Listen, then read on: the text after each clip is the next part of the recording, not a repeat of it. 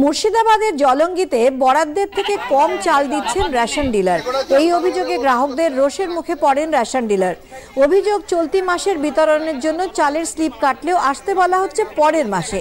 উপর থেকেই কম আসে, তাই কম দেয়া হয়। বিক্ষোভের মুখে পড়ে আজব সাফাই রেশন ডিলারের।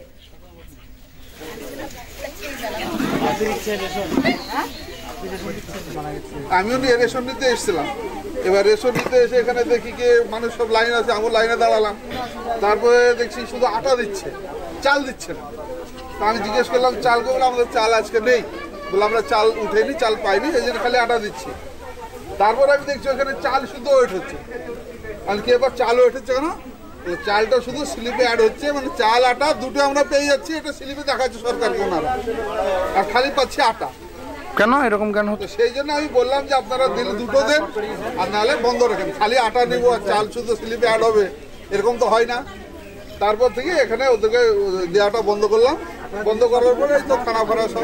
তাহলে কি চালগুলো বিক্রি করে দিয়ে আপনাদেরকে না দেওয়ার জন্য এরকম করছে মনে হচ্ছে? হ্যাঁ, ওনার ছেলে বলছে যে চালটা আমাদের গোডাউন থেকে শর্ট হয়ে গেছে।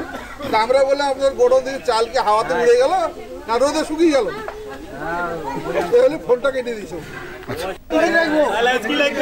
বিক্ষোভের মুখে পড়ে আজব সাফাই রেশন ডিলারের। উপর থেকেই কম আসে, তাই কম দেয়া হয়। তিনি জানান, চালের স্লিপ কাটার পরেও কেন চাল কোথায় গেল আপনার? না, চালের স্লিপ কাটার পর চাল পাচ্ছে তো। কিন্তু এই যে বলতে পারছেন না, পাচ্ছি না, এখন এই মুহূর্তে পাচ্ছে না। স্লিপ কেটে দিচ্ছি, পরের মাসে ওদেরকে ডবল দিয়ে দিচ্ছি। কেন এই মাসের চাল কি হলো? আমাদের কাছে চাল একটু সরকার ওই অফিস থেকে কম এসছে, গোডাউন থেকে কম এসছে চাল, সেই জন্য দিতে পারছি না। চাল দিবে না কেন? অফিস চাল দেয়, কিন্তু আমার প্রয়োজনের মতন প্রয়োজন যেটা ততটা সবসময় দেয় না। তাহলে সেই চালগুলো কোথায় গিয়েছে? যে চাল দিয়েছে সেই চাল তাহলে নাই, চাল কি নেই তাহলে স্টকে? হচ্ছে না, তাহলে তো পাবলিককে যখন দিতে পারছি না তখন তো তাই। আমি কেন দিতে পারছি না? হঠাৎ কেন দিতে পারছি না? অন্যান্য ডিলাররা দিতে পারছে, অন্যান্য দিতে আমি পাচ্ছি না। আমার না, চাল আমরা বিক্রি করি না। পাবলিকের চাল কেন বিক্রি করবো?